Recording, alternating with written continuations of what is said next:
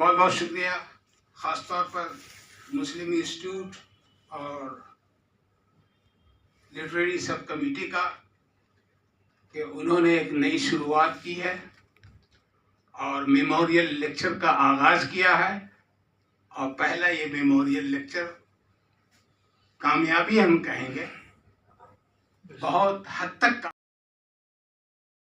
आज मुस्लिम इंस्टीट्यूट में एजाज अफजल साहब पर एक यादगारी खुतबा की ज़रूरत पड़ी और आप लोग यहाँ पे आप मुक़र्रिर उनके हवाले से अगर कुछ ख़ास बात बताएं उनकी शख्सियत और अदबी खिदमात के हवाले से।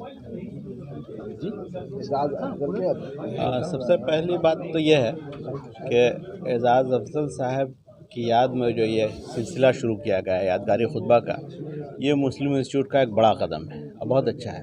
असलाफ को, अपने बुज़ुर्गों को, अपने अहम फ़नकारों को याद करना, ये हर महज़्ज़ब कौम, हर तहज़ीब की अलामत रही है, अच्छी अलामत। तो हम अगर अपने बड़ों को याद करते हैं, उन पर महफ़िलें मुनक़िद करते हैं, तो ये हमारी ज़िंदगी की पहचान है। इसलिए ये इंस्टीट्यूट बहुत अच्छा काम कर रही है।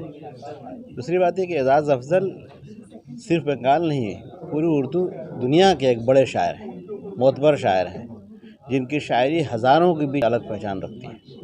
उन्होंने क़ताअत भी लिखे हैं, उन्होंने नस्र भी लिखी, उन्होंने मरासी भी लिखे, उन्होंने नात भी लिखी, उन्होंने गज़लें भी लिखी। हर मुख्तलिफ़ असनाफ़ में उनकी खिदमात हैं, लेकिन गज़ल के ताल्लुक़ से उनकी जो इनफरादियत है वो बेमिसाल है। सिर्फ 2 मजमूए हैं उनके, अनपढ़ आंधी और सदाओं के साए, ज़ख्म सदा। लेकिन इन दोनों मजमूओं ने उर्दू तारीख़ में अपनी अलग पहचान बनाई है। सिर्फ बंगाल नहीं कह रहा हूँ मैं, पूरी उर्दू में अपने ज़माने की मुनफरिद है ये। इसलिए एजाज अफजल को एक अहम मकाम मिलना चाहिए और सिर्फ बंगाल नहीं, पूरी उर्दू दुनिया में मरकज़ी मकाम पर भी उनको एक अहम शनाख्त देना चाहिए, ये उनका हक़ है। सर, एक ऐसे शख्स को हमेशा याद रखने के लिए क्या करना चाहिए? हाँ, ये बड़ा अहम सवाल है। उनको याद रखने के लिए कई तरीक़े हैं। अव्वल तो ये है कि जैसे ये महफ़िल मुनक़्क़द हो, उन पर सेमिनार हों, सिम्पोज़ियम हों, उनकी नज़मों और उनको गज़लों को निसाब का हिस्सा बनाया जाए। स्कूल से लेकर यूनिवर्सिटी तक जो पढ़ाई जाती है शायरी, उस शायरी में उनको हिस्सा दिया जाए, एक अहम मकाम दिया जाए, ताकि आने वाली नस्ल उनको निसाब के साथ पढ़ कर आगे बढ़े, उनको भी उनकी अहमियत का एहसास है। ये है कि उन पर तहक़ीक़ी काम होना चाहिए।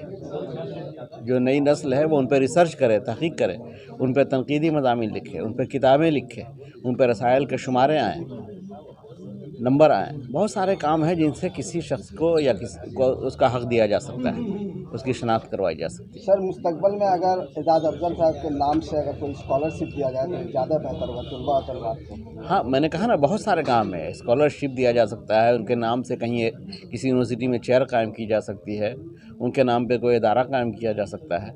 मुख्तलिफ़ सूरतें हैं किसी को भी ज़िंदा रखने के लिए, उनको शनाख्त देने के लिए। लेकिन निसाब में उनकी शायरी को शामिल करना ये बुनियादी ज़रूरत है, क्योंकि इससे पूरी नस्ल मुतासिर होगी और वो जानेगी हमारे यहाँ कौन शायर था और किस मकाम का था। आपको सर एजाज अफजल का कौन सा असनाफ पे बहुत ज़्यादा?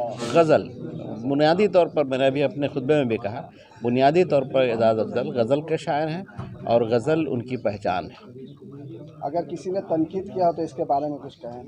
बहुत लिखा गया है उन पे, जो लिखे गए हैं चीज़ें, उनका मजमूआ पूरा आ चुका है एजाज अफजल फ़न और फ़नकार के ताल्लुक़ से। अभी हमने खुतबे में बताया, जमील मज़हरी, मोहम्मद हसन, ला मोहम्मद अकबर आबादी, बड़े बड़े शोराए कराम ने इनके फ़न का एतराफ़ किया है और इनकी शायरी को सराहा है। बहुत first Ejaz Afzal memorial lecture का एहतमाम दी मुस्लिम इंस्टीट्यूट के मिलेंगे। जो किताबों पर जो अब एजाज अफजल साहब पर जो किताब आप पढ़ेंगे, अगर जो भी किताब पढ़ लें, किसी की भी लिखी हुई किताब पढ़ें, तो आपको इतने मुख्तलिफ गोशे मिलेंगे उनमें। उनकी शख्सियत के गोशे मिलेंगे, उनके अदबी खिदमत के गोशे मिलेंगे, उनकी शायरी के गोशे मिलेंगे, उनके मरसिया निगारी या रसाई खिदमत, अदब पर जो खिदमत है उसके गोशे मिलेंगे। तो आप मल्टी फेसेटेड एक न्यूज़ बन जाएंगे अगर एजाज अफजल साहब को उस तरीके से पढ़ना चाहें तो यकीन। आइए खालिद साहब, तो कहने का मतलब ये है कि उनका ख़त बहुत बड़ा था और उनके ख़त का मयार क्या था ये तो अदबी लोग ही मुतय्यन करेंगे या वो क्या सोचते हैं। लेकिन यह है कि शाइस्ता इंसानी तहजीब के वो अलंबरदार थे اور جب سنجیدگی اور شائستگی کی بات آتی ہے انسانی زندگی میں تو اس کی وہ تفسیر حیات بھی تھے. اس لیے کہ اعزاز افضل صاحب کی شاعری اگر آپ پڑھیں گے مختلف زاویوں سے پڑھیں گے تو میں کچھ دن پہلے ڈاکٹر صاحب وہ ایک مدرسے میں گیا تھا میلاد النبی صلی اللہ علیہ وسلم جلسے میں. ابھی ربیع الاول شریف کا مہینہ چل رہا تو میں نے کئی لوگ تھے اس میں نعت شریف پڑھ رہے تھے. بہت سارے حضرات تھے جو نعت خواں تھے جو نعت پڑھ رہے تھے. تو میں کافی دیر تک وہاں تھا تو مجھے ایک صاحب آیا, انہوں نے اعزاز افضل صاحب کی ایک نعت سنائی. میں تو بڑا ششدر رہ گیا, حیران رہ گیا کہ اعزاز افضل صاحب کے رسائی ادب پر تو میں نے بہت سارے منقبات نوحے سنے ہیں اور مرثیہ سنا ہے, سب دیکھا ہے پڑھا ہے. کچھ جگہوں پر جب بات ہوتی ہے تو میں بولتا بھی رہتا ہوں اس پر.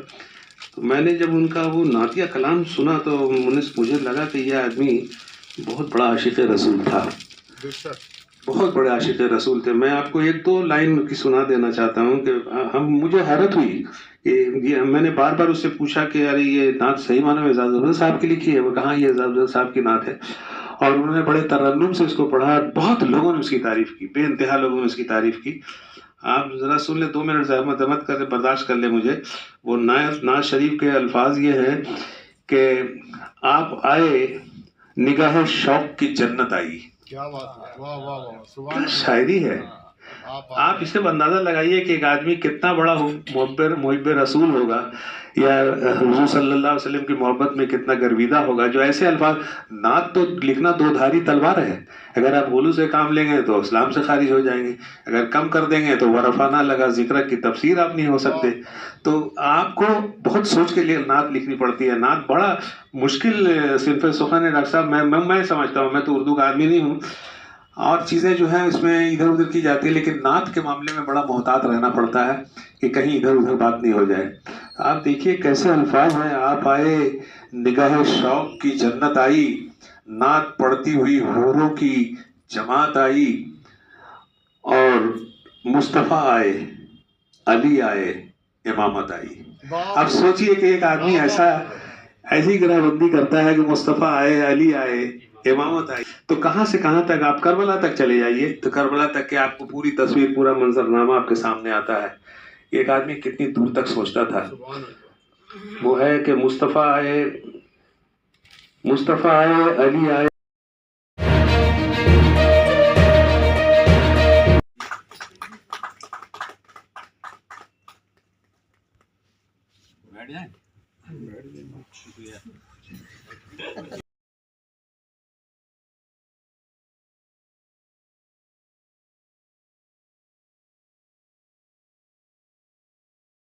بہت بہت شکریہ ادا کرنا چاہتا ہوں.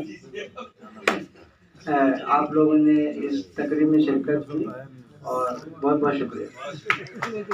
ان کے ساتھ استاد محترم سر بحیثیت آپ شاگرد رہے ہیں, اپنے استاد کے بارے میں ان کے فکر و فن کے بارے میں مختصر. فکر و فن کے بارے میں تو ڈاکٹر صاحب نے آپ کو تفصیل سے اپنی کالج کی زندگی کے بعد باہر کی زندگی میں بھی ہم نے جو ان سے محبت اور جو ان سے شفقت پایا وہ بے مثال ہے. وہ رہتے تھے جمال الدین مسجد کے پچھواڑے میں, وہاں ہم لوگ جایا کرتے تھے جس میں منور رانا بھی آتے تھے, کبھی کبھی رئیس انور رحمان آتے تھے اور ریحانہ نواب وغیرہ اس طرح کے جو شعراء حضرات تھے اور دوسرے سیاسی حضرات بھی آیا کرتے تھے. تو ہم لوگ کو ایک گفتگو ہوتی تھی ادبی سیاسی ہر طرح کی موضوعات پر گفتگو ہوتی تھی اور اس میں وہ ہمیں جو اپنی باتوں سے روشناس کرتے تھے, بتاتے تھے, سمجھاتے تھے. ہمارے نصاب میں خاقانی ایک شاعر ہے فارسی کا, بہت بڑا شاعر ہے, لیکن اس کی فارسی شاعری کو سمجھنا سہل نہیں, آسان نہیں. تو وہ ہمارے نصاب میں شامل تھا. اس کو سمجھنے ان کے اشعار کو سمجھنے کے لیے ہم نے رجوع کیا اور انہوں نے جس طرح سے پڑھایا خاقانی کو وہ آج تک میرے ذہن میں محفوظ ہے.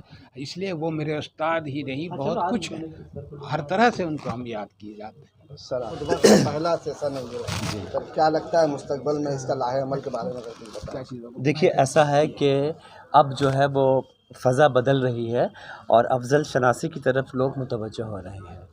ایک زمانے تک یہاں لوگوں نے یہ رویہ اختیار کر رکھا کہ اعزاز افضل کو نصاب کا حصہ بننے نہیں دیا جائے گا۔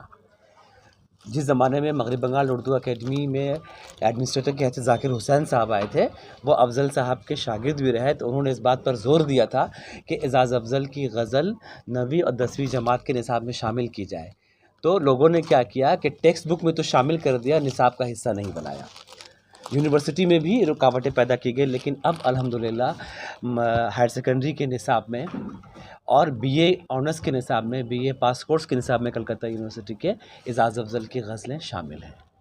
تو یہ اس لیے بھی ضروری تھا کہ یادگاری خطبہ کیا جائے تاکہ نئی نسل ان سے واقف ہو، ان پر مضامین لکھے جائیں اور نئے انداز سے ہمارے نئے نقاد کیا سوچ رہے ہیں ان کے بارے میں۔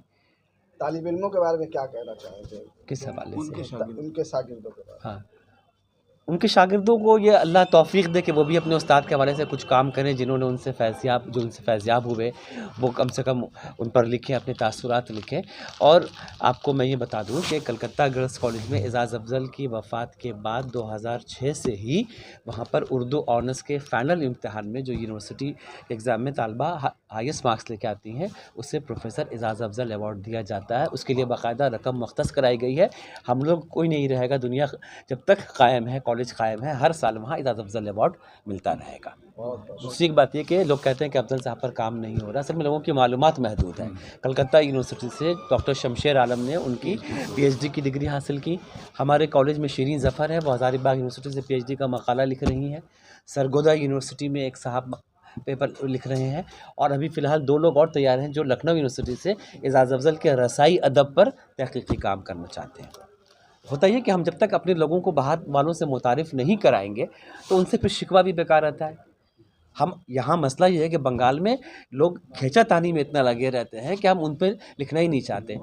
ہم اپنے شاعروں پہ جب ہم نہیں لکھیں گے پھر باہر والوں سے کیا امید کریں گے؟ پہلے ہمیں لکھنا ہوگا، تب وہ ہماری اس طرف متوجہ ہوں گے۔ نئی نسل کے جو ابھی طالب علم ہیں، جی، اعزاز افضل کے حوالے سے ان کو کیا پیغام دینا چاہیں گے؟ نئی نسل کے طالب علموں کے لیے یہ ہے کہ وہ ان کا شعری کلام بھی پڑھے اور ان کا نثری مجموعہ جو ہے، اگر اپنی زبان کا معیار بہتر کرنا چاہتے ہیں، لفظوں کی ترتیب سیکھنا چاہتے ہیں، بات کس طریقے سے کہی جاتی ہے، بات سے بات کیسے پیدا کی جاتی ہے، تو اس کے لیے اعزاز افضل کے نثری مضامین کا مجموعہ خد و خال وہ ضرور اس کا مطالعہ کریں، اور مجھے یقین ہے کہ اس کے مطالعے کے بعد ان اپنے اندر وہ تبدیلی محسوس کریں گے۔ بہت بہت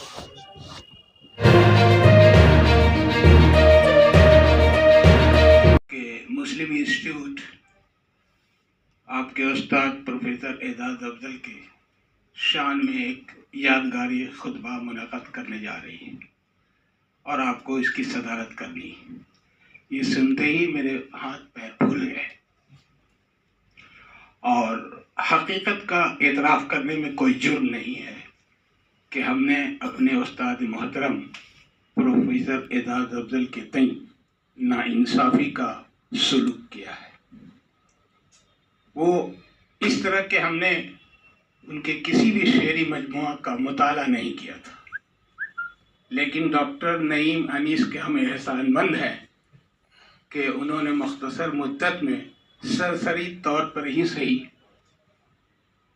زخم صدا اور ان پڑھ آندھی پڑھنے کا موقع فراہم کیا۔ دیر آیت درست ہے، دیر آیت درست ہے، صحیح فرمایا آپ نے۔ لیکن جو سرسری طور پہ مطالعہ کیا تو پتہ چلا، جیسا کہ ہمارے مقرر خاص ڈاکٹر شہاب ظفر اعظمی صاحب نے مدلل فکر انگیز خطبے میں فرمایا، جن جن اصناف کی طرف شاعری کے تعلق سے، شاعری کے حوالے سے جو گفتگو کی، تو واقعی میں اعزاز افضل کی شخصیت اور ان کی شاعری کے تعلق سے مطالعہ کرنے کی سخت ضرورت ہے۔ ہم اپنے استاد محترم کا ان کی زندگی میں جتنا احترام کرتے تھے، اگر ان کے جانے کے بعد ان کے کلام سے ہماری رغبت قائم نہیں رہتی ہے تو گویا یہ احترام بے معنی ہے۔ بے شک، میرے خیال میں بے شک حق تو اسی وقت ادا ہوگا جب ہم ان کے کلام کو سمجھیں گے. ہم نے جو ان چند دنوں میں جو ان کی شاعری کا مطالعہ تو نہیں کہیں گے، پڑھا، کچھ اشعار پڑھے، تو ایسا لگا کہ ان کی شاعری جو زخم صدا شاید 1974 میں شائع ہوئی تھی، 74 اور ان پڑھ آدھی 80 کے آس پاس. تو اس وقت جیسا کہ فاضل مقرر نے فرمایا تھا کہ محمد حسن جیسے نقاد نے کہا کہ وہ چہیتے شاعر، جب 74 میں ان کی عمر کیا رہی ہوگی یہ آپ سب اندازہ لگا لیں. جب 1936 میں ان کی پیدائش ہوئی، 38 برس کے ہوں گے.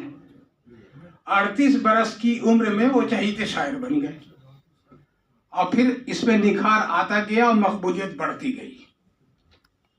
تو ہم نے جو اندازہ لگایا کہ ان کی شاعری کسی خاص عہد کے لیے نہیں ہے، آج بھی وہ مطابقت یا اس کا ریلیونس ہے. ڈاکٹر صاحب نے کہا اپنے مضمون میں، وہ ایک بار سن لینے سے اس کی ہماری تو تشفی نہیں ہوتی جب تک کہ اس کو بار بار نہ پڑھیں. کسی جگہ چھپے گا اور ڈاکٹر نعیم انی صاحب اگر مجھے رحمت فرما دیں گے تو بڑی مہربانی کہ وہ بار بار پڑھنے کی ضرورت ہے. بہت عمدہ مضمون. انہوں نے اس وقت کے حالات کا اپنی شاعری میں جو عکس کھینچا تھا، اس میں ایک شعر ہے جو آج کے زمانے پر بالکل فٹ ہے. مقتل کی سیاست، نہ ہماری نہ تمہاری. تفریق کرو، پورا ہندوستان کا نقشہ آپ دیکھیے. مقتل کی سیاست، نہ ہماری نہ تمہاری. تفریق کرو گے تو کوئی سر نہ بچے گا. دیکھ لیجیے سماجی طور پہ 74 میں کہا تھا، وہ آج بھی بالکل صداقت پر مبنی ہے. یہ ایک بڑے شاعر کی پہچان ہے. وہ کسی دور کا شاعر نہیں ہوتا ہے. بہت سارے کلکتے میں، بنگال میں بہت سارے شعراء پیدا ہوئے اور ان کی شاعری ہے اپنی جگہ پر، اپنا مقام رکھتی ہے.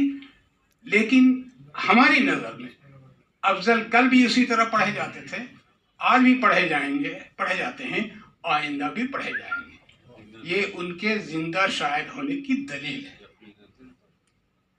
ان کے فن پر، ان کے کلام پر، ان کی شاعری پر آپ نے بہت کچھ. ایک دو اشعار کی روشنی میں، جیسا کہ ڈاکٹر صاحب نے حوالہ دیا، محرومی میں وہ حوصلہ پیدا کرتے ہیں. مایوس ہو انسان، مشکلوں میں گھرا ہوا ہے، پریشان حال ہے، تو کہتے ہیں کیا، زندہ میں سر کو دعوت زانو نہ دیجیے.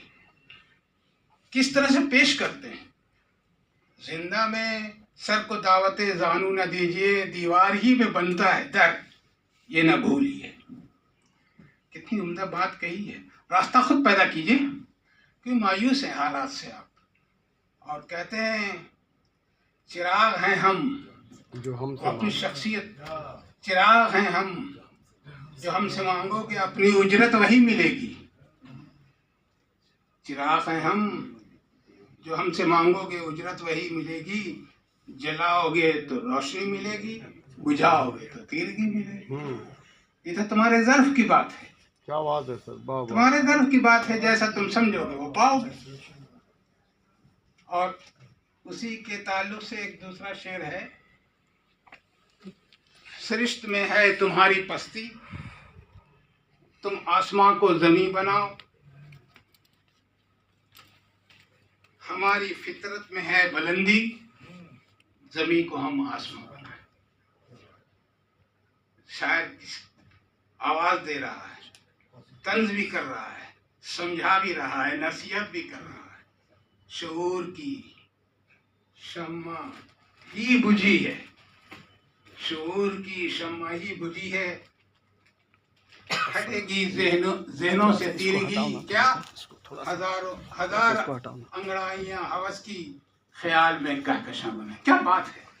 ہزار अंगड़ाइयाँ हवस की, हवस ख्वाहिश नहीं, हवस की, ख्याल में कहकशा बनाए।